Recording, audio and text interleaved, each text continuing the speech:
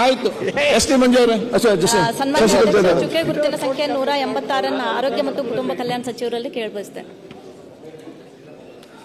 ಮಾನ್ಯ ಸಭಾಧ್ಯಕ್ಷರೇ, ಉತ್ತರವನ್ನು ಒದಗಿಸಿದ್ದೇನೆ. ಸನ್ಮಾನ್ಯ ಅಧ್ಯಕ್ಷರೇ, ನಾನು ನಿಪ್ಪಾಣಿ ಹೊಸ ತಾಲೂಕು ಆಗಿರೋದ್ರಿಂದ ಅದು ಸಮುದಾಯ ಆರೋಗ್ಯ ಕೇಂದ್ರ ಇದೆ, ಅದನ್ನ ತಾಲೂಕು ಆರೋಗ್ಯ ಕೇಂದ್ರವನ್ನಾಗಿ ಮಾರ್ಪಾಡು ಮಾಡಬೇಕು ಮತ್ತು 30 ಬೆಡ್ ಹಾಸ್ಪಿಟಲ್ನ 100 ಬೆಡ್ಗೆ ಏರಿಸಬೇಕು ಅಂತ ಹೇಳಿ ಪ್ರಸ್ತಾವನೆಯನ್ನ ಕೊಟ್ಟಿದ್ದೇನೆ ಮತ್ತು ಕ್ವಶನ್ ಅನ್ನು ಕೂಡ ಕೇಳಿದ್ದೇನೆ ಅಧ್ಯಕ್ಷೆ.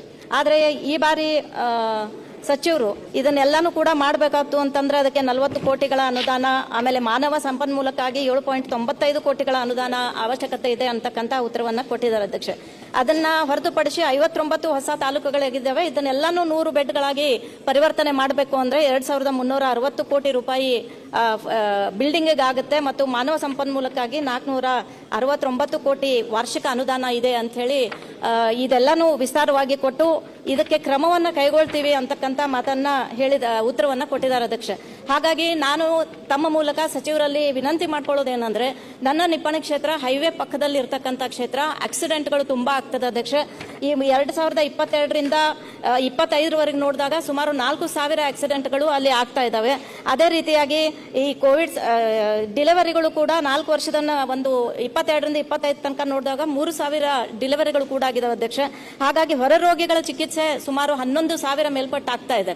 ಹಾಗಾಗಿ ಇದು ಬಹಳಷ್ಟು ಮಹತ್ವದ ವಿಷಯ ಆಗಿದೆ ಮತ್ತು ನೀವು ಹೇಳ್ತೀರಿ ಸರ್ಕಾರದಲ್ಲಿ ಯಾವುದೇ ಫಂಡಿನ ಕೊರತೆ ಇಲ್ಲ, ಯಾವ ರೀತಿಯೂ ಕೂಡ ಅಭ್ಯಂತರ ಇಲ್ಲ ಅಂತಕ್ಕಂಥ ಮಾತನ್ನ ಪದೇ ಪದೇ ಹೇಳ್ತಾ ಇದ್ದೀರಿ.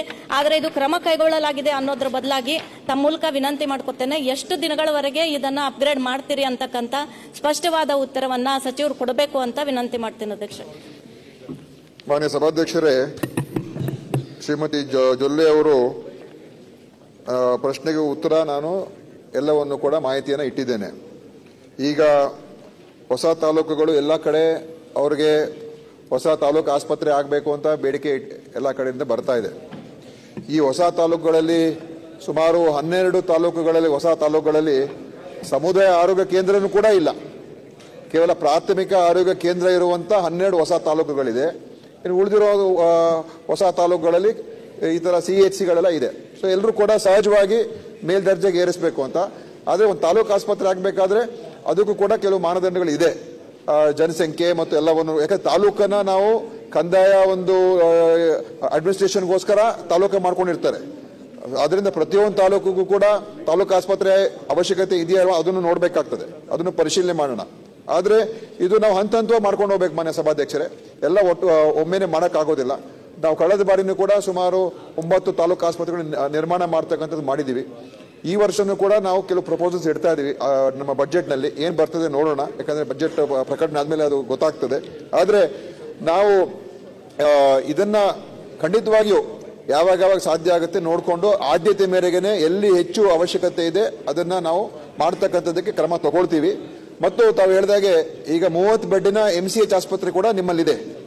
ಅದರಿಂದ ನಾನು ಈ MCH ಆಸ್ಪತ್ರೆಯಲ್ಲಿ ಎಷ್ಟು ಹೆರಿಗೆಗಳಾಗ್ತಾ ಇದೆ ಮತ್ತು ಯಾವ ಪ್ರಮಾಣದಲ್ಲಿ ಅಲ್ಲಿ ಬೆಡ್ ಆಕ್ಯುಪೆನ್ಸಿ ಇದೆ ಅದನ್ನೆಲ್ಲ ನೋಡಿಕೊಂಡು ಬೇಕಾದರೆ ನಾವು MCH ಆಸ್ಪತ್ರೆ ಹೆಚ್ಚು ಹೆರಿಗೆಗಳಿದ್ರೆ ಅದನ್ನ ಮೇಲ್ದರ್ಜೆಗೇರಿಸಿ ಇನ್ನೂ ಒಂದು 30 ಬೆಡ್ಡು ಅಥವಾ 70 ಬೆಡ್ಡು ಸೇರಿಸ್ತಕ್ಕಂಥದ್ದಕ್ಕೂ ಕೂಡ ಒಂದು ಪ್ರಪೋಸಲ್ ಯೋಚನೆ ಮಾಡಬಹುದು. ಸೊ ಅದನ್ನು ಪರಿಶೀಲನೆ ಮಾಡಿ ನಾನು ಅವರಿಗೆ ಅದರ ಬಗ್ಗೆ ಒಂದು ಮಾನದಂಡಗಳ ಪ್ರಕಾರ MCH ಅಲ್ಲಿ ಹೆಚ್ಚಿನ ಹೆರಿಗೆಗಳಾಗ್ತಾ ಇದ್ರೆ ಅದನ್ನ ಮೇಲ್ದರ್ಜೆಗೇರಿಸ್ತಕ್ಕಂಥ ಕ್ರಮ ತಗೊಳ್ತಕ್ಕಂಥದ್ದಕ್ಕೆ ಒಂದು ಸಾಧ್ಯತೆ ಇದೆ ಅಂತ ಹೇಳೋದಕ್ಕೆ ಬಯಸ್ತಾ ಇದ್ದೀನಿ.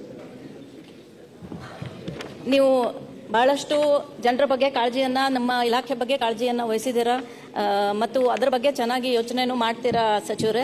ಆದರೆ ಇಲ್ಲಿ MCHನಲ್ಲೂ ಕೂಡ ನನಗೆ ಕೆಲವೊಂದು ಉಪಕರಣಗಳ ಕೊರತೆ ಇದೆ, ಡಾಕ್ಟರ್ಸ್ ಕೊರತೆ ಇದೆ, ಆಮೇಲೆ ನರ್ಸ್ಗಳ ಕೊರತೆ ಇದೆ, ಸ್ಟಾಫ್ಗಳ ಕೊರತೆ ಇದೆ. ಅದನ್ನು ಕೂಡ ನೀವು ಒಂದು ಸ್ವಲ್ಪ ಗಮನ ಕೊಟ್ಟು ಅದನ್ನು ಅಪ್ಗ್ರೇಡ್ ಮಾಡೋದಿದ್ರೆ ಅದನ್ನು ಕೂಡ ತಾವು ಮಾಡಬಹುದು ಅಂತ ಹೇಳಿ ಹೇಳ್ಕೊತಾ ಇದ್ದೀನಿ. ಬಟ್ ಅದು NH ಹೈವೇ ಪಕ್ಕ ಇರೋದ್ರಿಂದ ಅಲ್ಲಿ ಬಹಳಷ್ಟು ತೊಂದರೆ ಅನುಭವಿಸ್ತಾ ಇದ್ದೀವಿ. ಹಾಗಾಗಿ ಪ್ರಯಾರಿಟಿ ಬೇಸ್ ಮೇಲೆ ನಿಪ್ಪಾಣಿನ ಅಪ್ಗ್ರೇಡ್ ಮಾಡಬೇಕು, ನಮ್ಮ ತಾಲೂಕು ಆಸ್ಪತ್ರೆ ಮಾಡಬೇಕು ಅಂತ ಕೇಳ್ಕೊತಾ ಇದ್ದೀನಿ ಅಧ್ಯಕ್ಷೆ. ಇನ್ನೊಂದು, ಇದರಲ್ಲಿ ಸಾರ್ವಜನಿಕ ಆರೋಗ್ಯ ಸೇವೆ ಪಡೆಯಲು ಆಗುತ್ತಿರುವ ತೊಂದರೆ ಬಗ್ಗೆ ಸರ್ಕಾರವು ಮಾಡಿರುವ ಪರ್ಯಾಯ ವ್ಯವಸ್ಥೆ ಏನು ಅಂತಂದಾಗ ಈ ಉತ್ತರ ನೋಡಿದ ಮೇಲೆ ನಾನು ಅಧಿಕಾರಿಗಳು ಯಾವ ರೀತಿ ವಿಚಾರ ಮಾಡ್ತಾರಪ್ಪ ಅಂತಕ್ಕಂಥ ಒಂದು ಭಾವನೆ ಮೂಡ್ತದೆ ಅಧ್ಯಕ್ಷೆ. ಯಾಕಂದ್ರೆ ಅಲ್ಲಿ ಬರ್ತಕ್ಕಂಥವ್ರು ಬಡವರು, ಅಲ್ಲಿ ಬರ್ತಕ್ಕಂಥವ್ರು ಗರ್ಭಿಣಿಯರು, ಅಂಥ ಒಂದು ಪರಿಸ್ಥಿತಿಯಲ್ಲಿ ಇವರು ಉತ್ತರ ಪರ್ಯಾಯ ವ್ಯವಸ್ಥೆ ಹೇಳ್ತಾರೆ. ನಿಪ್ಪಾಣಿಲಂತೂ MCH ಇದೆ ಮತ್ತು CM ಸಮುದಾಯ ಆರೋಗ್ಯ ಕೇಂದ್ರ ಇದೆ. ಆದರೆ ನಿಪ್ಪಾಣಿಯಿಂದ 25 ಕಿಲೋಮೀಟರ್ ಅಂತರದಲ್ಲಿ ಚಿಕ್ಕೋಡಿ ತಾಲೂಕು ಆಸ್ಪತ್ರೆ ಇದೆ.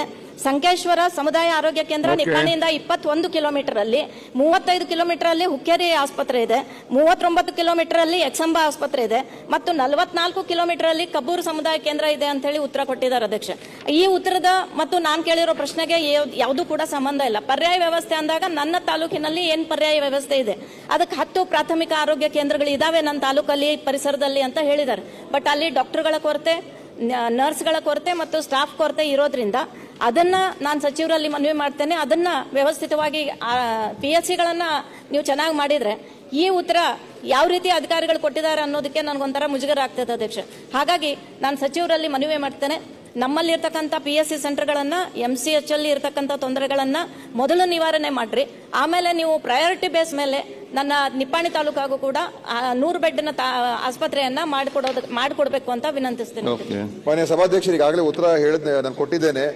ಅವರು ಇರುವಂತ MCH ಆಸ್ಪತ್ರೆಯಲ್ಲಿ ಹೆಚ್ಚಿನ ಹೆರಿಗೆಗಳಿದ್ರೆ ಮತ್ತು 70% ಅಷ್ಟು ಬೆಡ್ ಆಕ್ಯುಪೆನ್ಸಿ ರೇಟ್ ಇದ್ರೆ ಅದನ್ನ ಮೇಲ್ದರ್ಜೆಗೆ ಏರಿಸುವಂತ ಕ್ರಮ ತಗೊಳ್ತೀನಿ. ಅವಾಗ ನಮಗೆ ಕೇಂದ್ರ ಸರ್ಕಾರ ದುಡ್ಡು ಬರ್ತದೆ, ನಾವು ಕೂಡ ದುಡ್ಡನ್ನು ಜೋಡಿಸಿ ಮಾಡಿಸಬಹುದು. ಅದನ್ನ ಡೇಟಾ ನೋಡ್ಬಿಟ್ಟು ನಾನು ತೀರ್ಮಾನ ಮಾಡ್ತೀನಿ.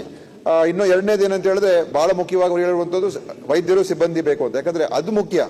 ಕಟ್ಟಡ ಕಟ್ಬಿಟ್ಟು ನಾವು ವೈದ್ಯರೇ ಇಲ್ಲದೆ ಹೋದ್ರೆ ಮತ್ತೆ ಸುಮ್ಮನೆ ಅನೇಕ ಕಡೆ ಇವತ್ತು ಎಷ್ಟು CHCಗಳು ಕಟ್ಟಡಗಳು ನಿರ್ಮಾಣ ಆಗಿದೆ, ಅದೇ ಡಾಕ್ಟರ್ಗಳಿಲ್ಲ, ಸರಿಯಾದಂತ ಸಿಬ್ಬಂದಿ ಇಲ್ಲ.